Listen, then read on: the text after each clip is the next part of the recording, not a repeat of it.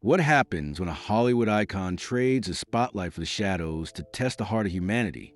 Miami pulses with its vibrant chaos, a city of neon lights and relentless energy, where palm trees sway against a backdrop of glass towers and street vendors hawk empanadas. On a sweltering afternoon, the sidewalks teem with tourists in flip-flops and locals rushing to beat the heat, their steps a rhythm of urban life. Amid this bustle, a disheveled man shuffles along, his head bowed, a frayed backpack slung over one shoulder. His clothes, patched jeans, a faded hoodie, mismatched sneakers, are threadbare, whispering tales of hardship.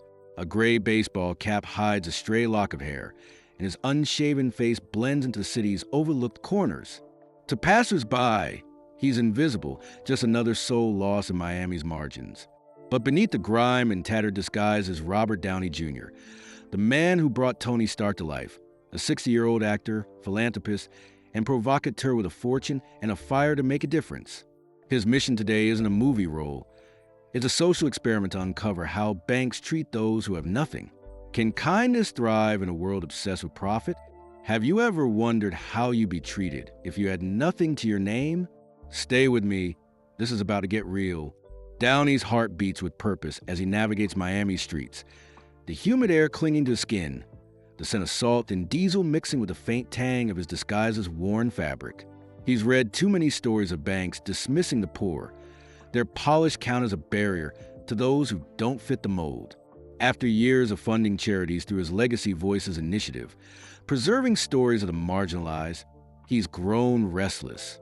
Reports of cold service and outright disdain toward the needy have gnawed at him, and his trademark curiosity, sharp, relentless, a little mischievous, demands action.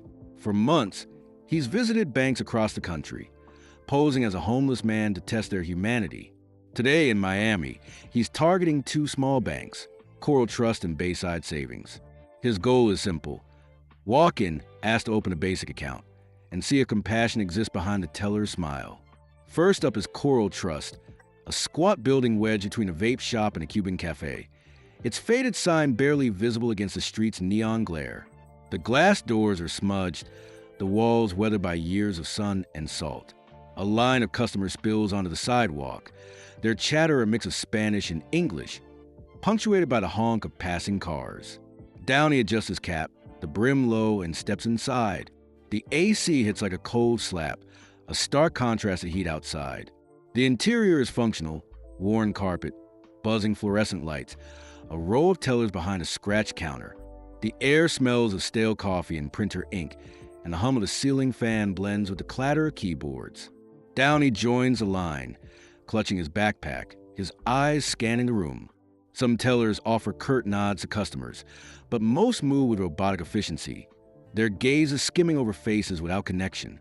The vibe is transactional, a machine grinding through bodies and dollars. Downey's chest tightens. He's hoping for a spark of warmth, but the room feels like a vault sealed against empathy. When his turn comes, he approaches a counter, his steps slow, deliberate. The teller, a young man in a crisp suit, his hair gelled to perfection, barely looks up from his screen. His name tag reads Javier. Downey offers a hesitant smile, his voice soft, weathered. "Hey, good afternoon. I'd like to open a small account, just to keep some money safe." He pulls a crumpled $20 bill from his pocket, placing it on the counter with trembling hands. Javier's eyes flick over him, taking in the hoodie, the sneakers, the dirt street cap. His polite mask slips, replaced by a faint scowl. "You got the minimum deposit?" he asks, his tone sharp, skeptical. "Accounts start at $50.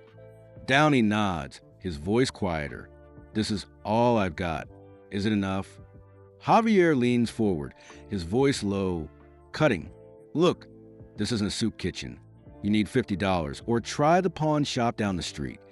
The words land like a punch, cold and final. Downey murmurs a thank you, gathers his bill, and shuffles out, the weight of Javier's judgment heavy on his shoulders.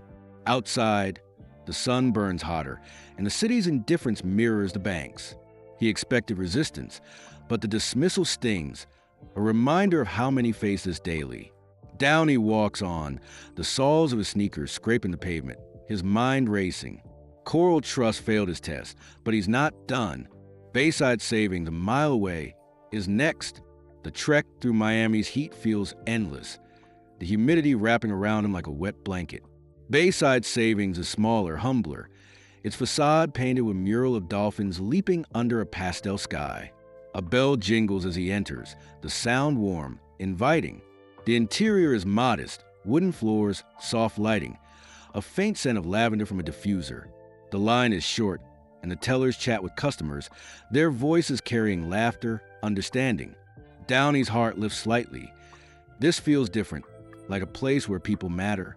He joins the line, his backpack clutched tight, his eyes catching a handwritten sign. "We're here for you." At the counter, a teller in her 50s greets him, her dark hair streaked with gray, her smile genuine. Her name tag reads Marisol. "Good afternoon," she says, her tone warm, her eyes meeting his without judgment. "How can I help you today?" Downey hesitates, his nerves tingling, then places his $20 bill on the counter. "I'd like to open a small account," he says softly. "It's not much, but I want to keep it safe." Marisol's smile doesn't falter. She leans forward, her voice kind. "That's a smart move. Everyone needs a safe spot for their money. Let's see what we can do." She types on her computer, her hands steady, her focus unbroken. "We've got a basic account," she says, glancing up. "Normally it's $50, but for someone starting out, we can waive that. How's that sound?" Downey blinks, caught off guard. "You can do that?" he asks, a hint of disbelief in his voice. "Absolutely," Marisol replies, her smile widening. "We're here to help, not turn folks away." She pauses, noticing his flushed face, and offers a cup of water. "Looks like you've been out in that heat. Take this." Downey's throat tightens, not from the water, but from Marisol's empathy. She treats him not as a problem, but as a person. Her questions respectful, her demeanor a balm to the sting of Coral Trust. As he signs the paperwork, she chats lightly, asking if he prefers digital or paper statements, her tone never patronizing. When he leaves, clutching his new account details, Marisol's parting words linger. "Come back anytime. We've got you." Outside, the Miami sun feels less oppressive. Marisol's kindness a glow that carries him forward.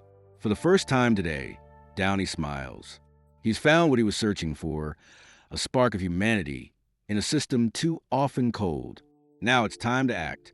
The walk to his temporary hotel is lighter, the weight of Coral Trust dismissal replaced by the warmth of Bayside Savings. Marisol's actions weren't just a transaction. They were a testament to what banks could be. Back in his room, Downey sheds his disguise, the hoodie and cap swapped for a crisp shirt, his face clean-shaven, his trademark grin returning. At a small desk, he opens his laptop, his fingers flying as he logs his observations. Coral Trust was all polish, no heart.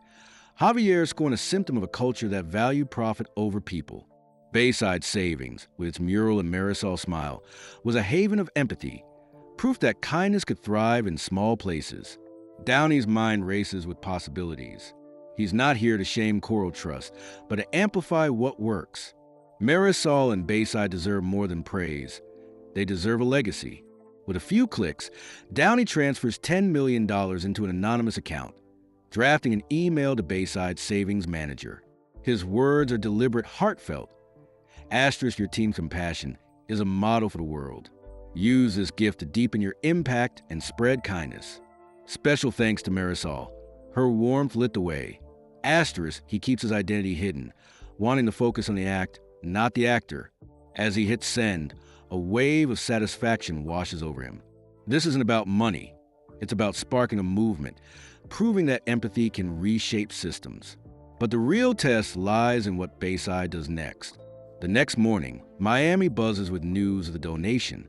Local outlets dub it the mystery gift. Headlines screaming, "Anonymous donor rewards bank for kindness." Bayside Savings, stunned, releases a statement vowing to use the funds for community programs and staff training and empathy. Marisol, unaware of her role, is hailed as the heart of the story, her photo, smiling behind the counter, splashing across social media. Customers flood the bank with thank you notes, flowers, and stories of Marisol's warmth. Hashtag kindness counts trends nationwide, with people sharing tales of compassion, from a barista paying for a stranger's coffee to a teacher helping a struggling student. Coral Trust, meanwhile, faces scrutiny. Customers post about Javier's dismissal and their own brushes with cold service, prompting the bank to pledge a customer care overhaul. Downey watches from his hotel, scrolling through comments, his grin widening. This isn't about punishment. It's about awakening. An email arrives from Marisol, forwarded by the bank. Her words are simple, profound. Asterisk to the donor, thank you. Your gift shows that kindness matters. Will make you proud. Asterisk Downey reads it twice, his chest tight with pride.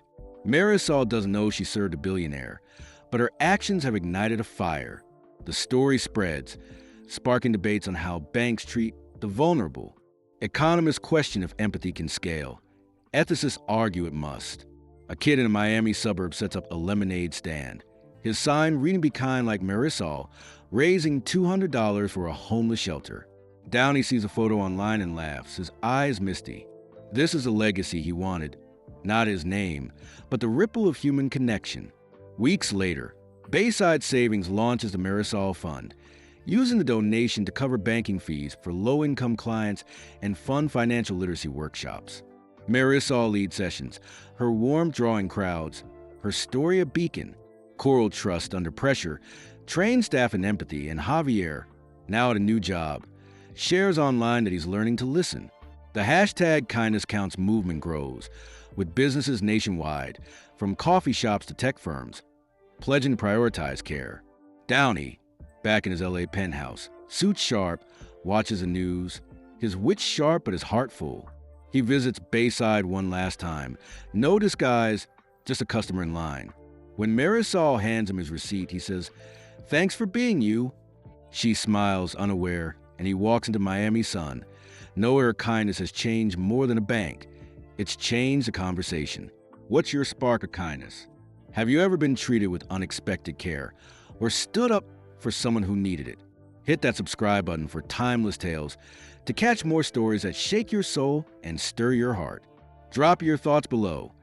Would you have helped Downey like Marisol or pass him by like Javier? Can one act of kindness really change the world? Like, share, and let's keep this movement alive. Your story matters. Let's make kindness count.